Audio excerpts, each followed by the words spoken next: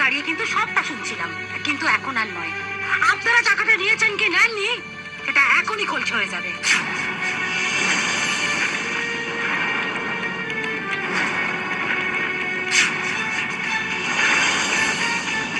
কি বলছেন কি ঘোষাল গিন্নি? আমি টাকা নিয়েছি? আমি? দেখুন না, এই যে নেত্য, এখন যে মুখে গুলু পেটে সবটা দাঁড়িয়ে দাঁড়িয়ে শুনছো, যখন হাত পেতে টাকা নিয়েছিলে, গয়না নিয়েছিলে, তখন তো খুব বড় বড় করে বলেছিলে যে শেষ মুহূর্তে তুমি তোমার স্বামীকে ঠিক বুঝিয়ে নেবে। এখন কি হলো?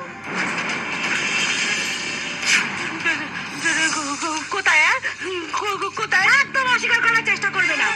আশীর্বাদের দিন তুমি হাত পেতে টাকা নিয়েছো, গয়না নিয়েছো, তার প্রমাণ তোমার মেয়ে গিরি। আরো প্রমাণ আছে। ঘটক মশাই, কি হলো? আপনি যে চুপ করে সবটা দাঁড়িয়ে দাঁড়িয়ে দেখছেন, আপনিও তো কিছু টাকা কম খাননি। তা সবার সামনে সত্যি কথাটা বলুন।